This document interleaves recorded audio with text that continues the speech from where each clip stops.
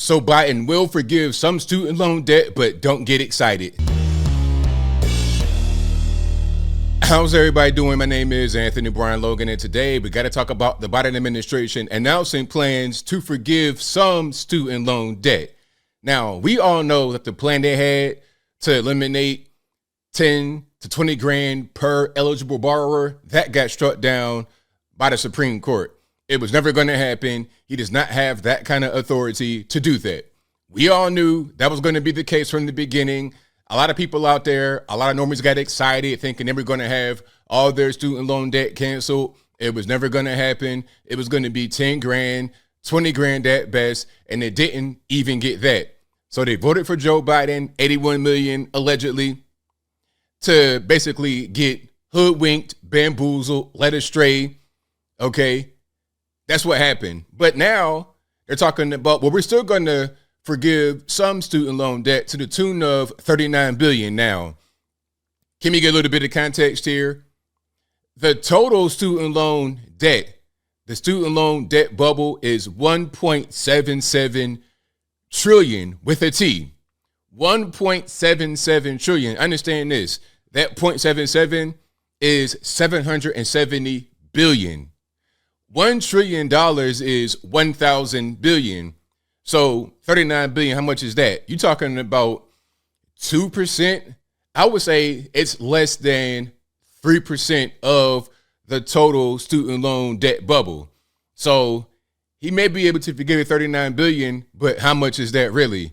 It's a lot less than what he was trying to promise, which was a lot less than the actual total. Now, before I go any further, we have a news clip right here, and it's getting ratioed pretty heavy. I have an extension that shows like to dislikes. You see it right there.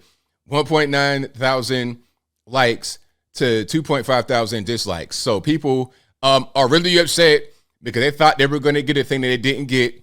We all knew that it wasn't going to happen. Not everybody did, though. And if you want to see the clip right here in full, link as always will be in the description. If you're on IG, visit the link in the bio. Go to the corresponding article on the website. But without further ado, let's go ahead and roll it.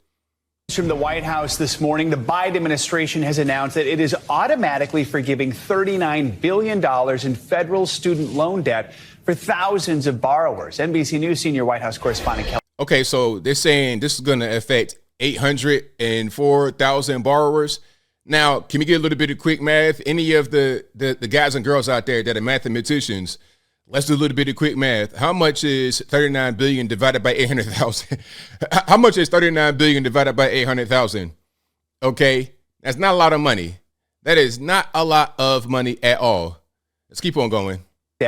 For thousands of borrowers. NBC News senior White House correspondent Kelly O'Donnell joins us with this breaking story. So, Kelly, this news comes about 2 weeks after the Supreme Court rejected President Biden's debt relief plan that would have forgiven up to $20,000 in student loans for more than 40 million people who have been impacted by that. So what do we know about this new announcement from the Biden administration?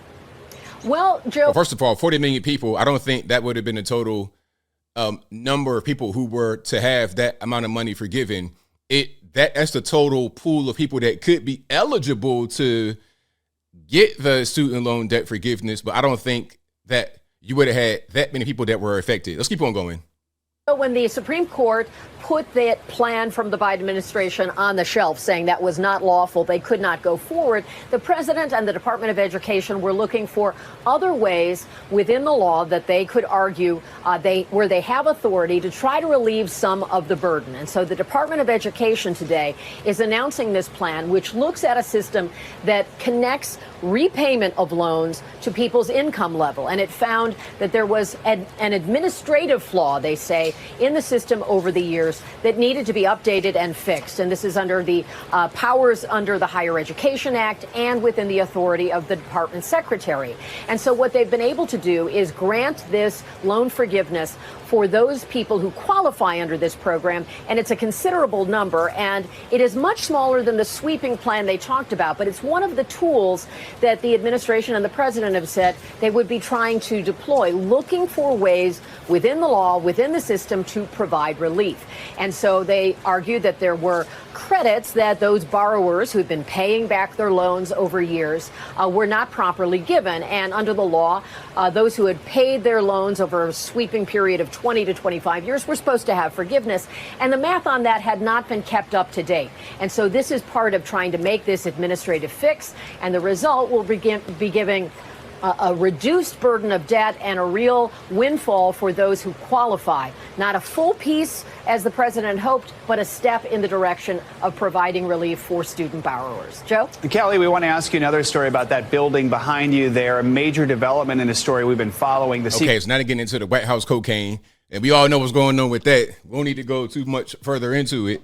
But, okay, so I did a little bit of quick math on my phone right here, and if I'm wrong, y'all please correct me. But 39 billion divided by 800,000 would be about 48,750. Maybe that math is a little bit wrong, but that's pretty much what I'm getting. 100,000 million billion. Yeah. 39 billion, 800,000, 48,750. Now, here's an issue. Here's a video right quick. I won't play the video. Shout out to Dave Ramsey. Look at this right here.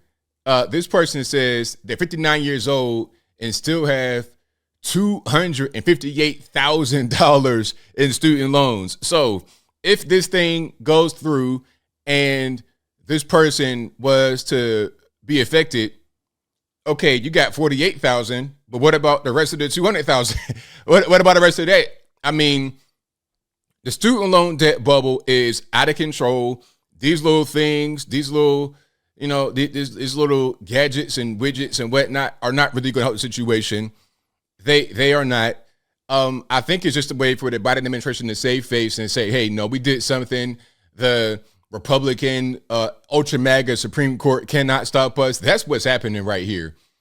And a lot of things we're doing right now are already on the books. There's ways to get your student loan debt forgiven, but for the average person, it won't happen. All they're doing right now is highlighting certain things and trying to go around it to say, well, we didn't really neglect our constituents. We did not really give you a bait and switch. We did follow through. Now, it wasn't the 1.77 trillion or 800 billion. It was 39 billion.